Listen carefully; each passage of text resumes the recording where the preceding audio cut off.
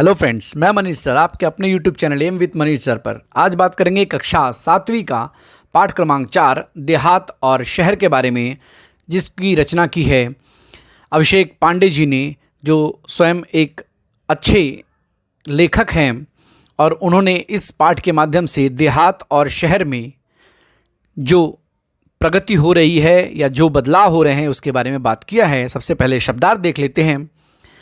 नए शब्द जो आए हुए हैं: साझा करना, बांटना, रौनक, चमक दमक, व्यथित, दुखी, विख्यात, बहुत प्रसिद्ध, आबादी, जनसंख्या, चिल्पो, शोर। इसमें कुछ मुहावरे भी दिए गए हैं। मुहावरों का अर्थ शुरुआत में ही जान लेते हैं। दुखड़ा रोना, दुख सुनाना। दिन दुनी रात चौगनी उन्नति करना, तेज गति से विकास करना।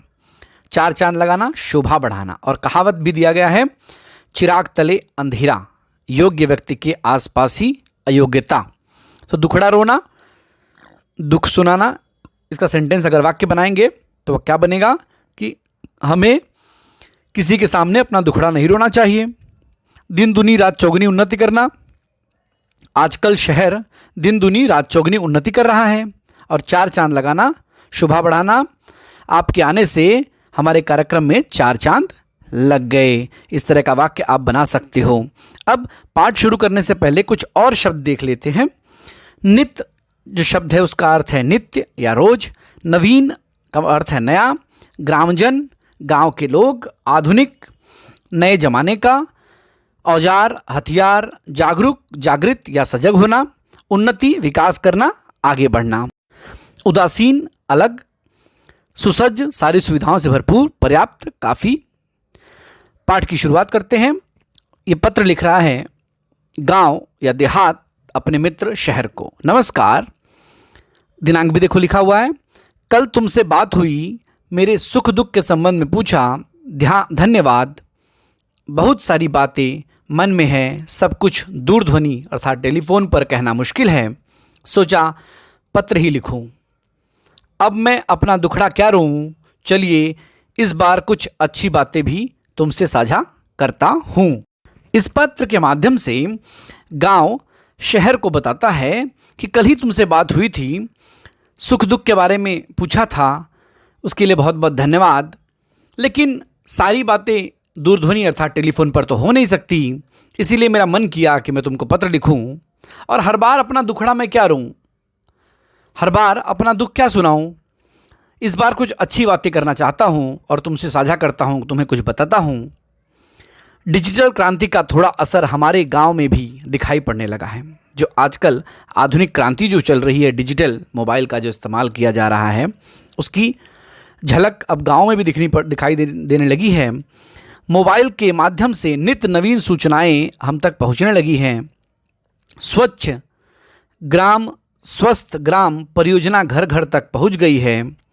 ग्रामजन भी शिक्षा, स्वास्थ्य, रोजगार, खेती के नवीन औजारों और आधुनिक खेती की पद्धतियों को थोड़ा थोड़ा जानने लगे हैं। इस डिजिटल क्रांति के माध्यम से बहुत सारी जानकारी जो है वो शहर से अब गांव की तरफ भी आ रही है, नई जानकारी मिल रही है।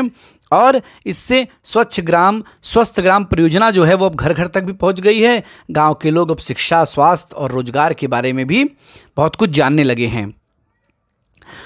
हर घर में शौचालय की सुविधा हो गई है, ये बहुत अच्छी बात हो गई है और लोग उसके प्रति जागरूक हैं, जागरूक हैं, लोग सजग हैं। हालांकि कुछ परेशानियां अब भी वहीं के वहीं हैं। पीने का पानी लाने के लिए दूर दूर तक जाना पड़ता है।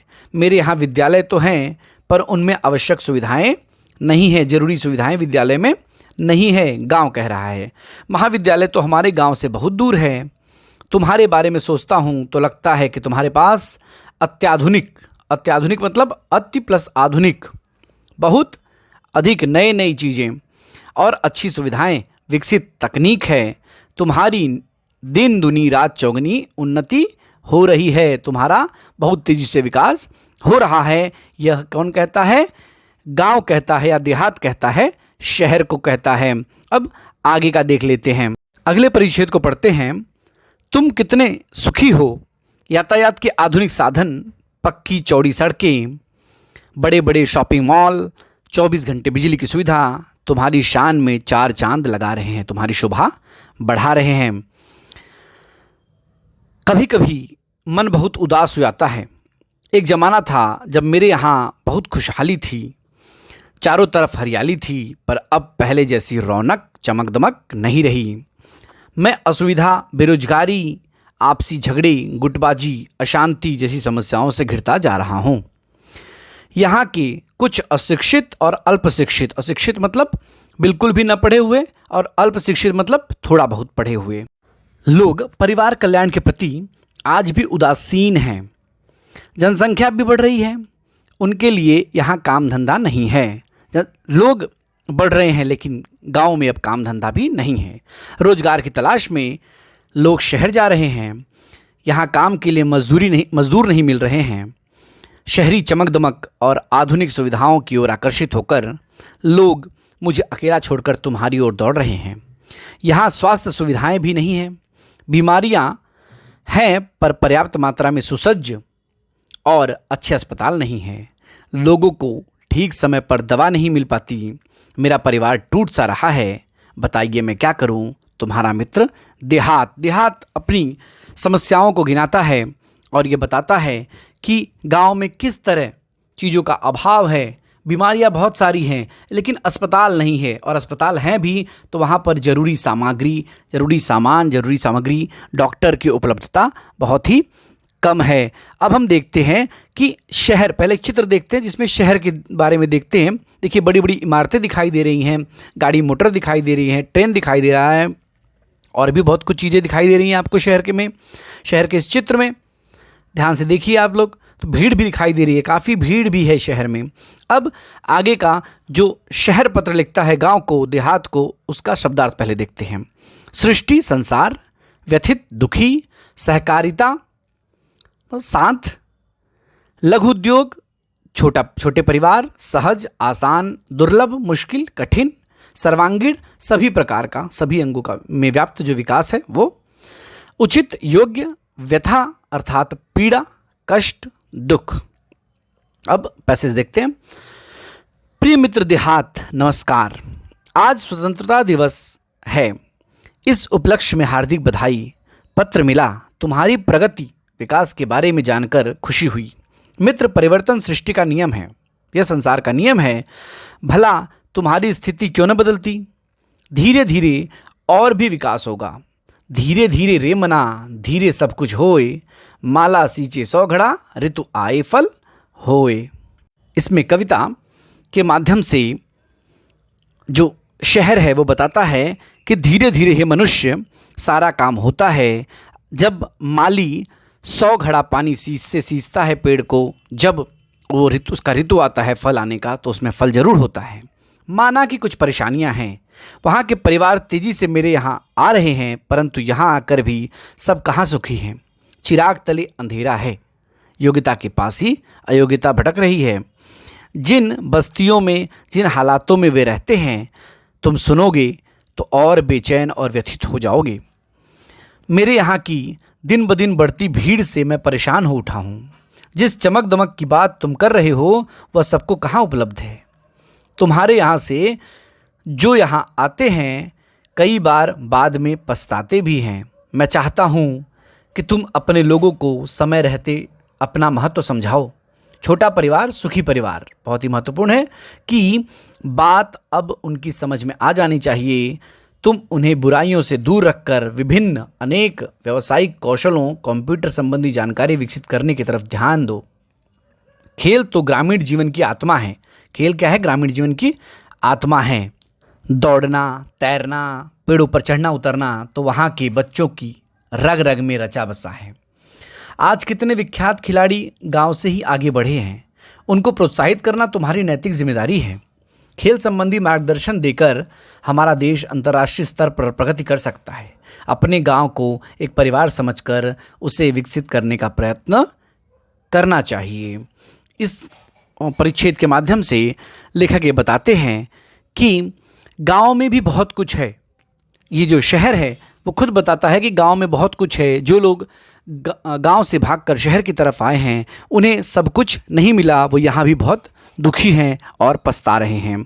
आगे का परिच्छेद देखते हैं। तुम्हारी और मेरी समस्या का मूल कारण दिनों दिन बढ़ती आबादी, अशिक्षा और गरीबी है। मेरे यहाँ लोग रोजगार की तलाश में आना कम कर दें। तुम गांव वालों को सहकारिता का महत्व समझाओ, साथ रहकर काम करने की का महत्व समझाओ। सहकारिता पर आधारित छोटे छोटे व्यवसाय तुम अपने यहाँ शुरू करवाओ, ताकि कृषि आधारित अनेक लघु उद्योग, फलोत्पादन, औषधीय वनस्पति की खेती, पशुपालन जैसे अनेक व्यवसाय शुरू किए जा सकते हैं। फलोत्पादन मतलब फल का उत्पादन करना, छोटे छोटे उद्योग, ठीक है, और जो औषधि वनस्पति है उनकी खेती। अरे देहात भाई, कितने भाग्यशाली हो कि तुम प्रदूषण मुक्त वातावरण में रहते हो। खुला खुला परिसर, न धुआं, न वाहन की चिल्पों, हरे भरे पेड़, ये सब चीज़ें तुम्हारे पास हैं। रात में तारों भरा आसमान, तो सवेरे उगते सूरज के दर्शन कितनी सहजता, सरलता, आसानी से हो जाते हैं। हम तो इमारतों के जंगल में बदल गए हैं। खुला आसमान, बड़ा मैदान हमारे लिए कितने अनमोल व दुर्लभ हो गए हैं, ये तुम नहीं समझ सकते। तुम्हारे तहसील और क्षेत्र के लोगों को चाहिए कि वे अपने क्षेत्र का सर्वांगीण विकास करने के लिए अपने जनप्रतिनिधि का सहयोग करें। तुम्हारे यहाँ जो बच्चे विद्यालय में पढ़ रहे हैं, यदि अभी से उन्हें सही दिशा, उचित मार्गदर्शन दिया जाए तो भविष्य में वे ही हम सबकी व्यथा कम कर सकते हैं, दुख पीड़ा कम कर सकते हैं। वे ही हमारी आशा स्थान हैं। मुझे उन पर पूरा विश्वास है। जब गांव अपनी व्यथा को बताता है तो उसके बाद शहर भी बताता है कि ये जो चमक धमक तुम देख रहे हो ये क्षणिक है। सबको ये सुविधा उपलब्ध नहीं है, सबको ये चमक धमक उपलब्ध नहीं है। बहुत सारे लोगों को ये सारी चीज़ें उपलब्ध नहीं है, इसीलिए गांव में भी कुछ छोटा मोटा व्यापार शुरू किया जा सकता है और सभी लोग मिलकर गांव का विकास कर सकते हैं। अब आइए स्वाध्याय के प्रश्न देख लेते हैं। वाक्य के सामने सही या गलत का चिन्ह लगाओ। खेल ग्रामीण जीवन की आत्मा है, सही या गलत है आप बताइए? सही है। गांव में बीमारियां हैं पर पर्याप्त मात्रा में सुसज्ज और अच्छे अस्पताल हैं। अस्पताल है क्या गांव में? नहीं, सुसज्ज अस्पताल नहीं है। कारण लिखो। गांव में काम करने के लिए मजदूर नहीं मिल रहे हैं। क्यों नहीं मिल रहे हैं? क्योंकि सभी लोग शहर की तरफ पलायन कर रहे हैं, बहुत तेज़ी से शहर की तरफ भाग रहे हैं। शहर परेशान उठा है। शहर परेशान इसलिए उठा है क्योंकि गांव के लोग शहर में आ गए हैं और वहाँ की आबादी बढ़ रही है। गांव बहुत उदास है। गांव बहुत उदास क्यों है? गांव बहुत उदास इसके लिए है क्योंकि वहाँ पर गुटबाजी हो रही है, छोटे छोटे आपसी मनमुटाव है, एक दूसरे के प्रति जलन है, झगड़ा है और लोग गांव छोड़कर शहर की तरफ बढ़ रहे हैं। अब कुछ और प्रश्न देख लेते हैं। लिंग परिवर्तन करके वाक्य बनाना है। इसमें देखिए चाची लिखा है तो चाचा जी प्रकल्प में मेरा मार्गदर्शन करते हैं। वैसे बालक का क्या हो जाएगा? बालिका। हंसिनी का हंस, ससुर का सास, ऊँट का ऊँटनी, गुड़िया का गुड्डा, अभिनेता का अभिनेत्री, अध्यापिका का अध्यापक। अब इसके वाक्य तो आप लोग खुद भी बना सकते हो, तो वाक्य आप खुद बनाइए। वीडियो आपको कैसा लगा बताइए। अगर वीडियो अच्छा लगा है तो उसे लाइक करिए, कमेंट करिए और चैनल को दूसरों को शेयर करिए।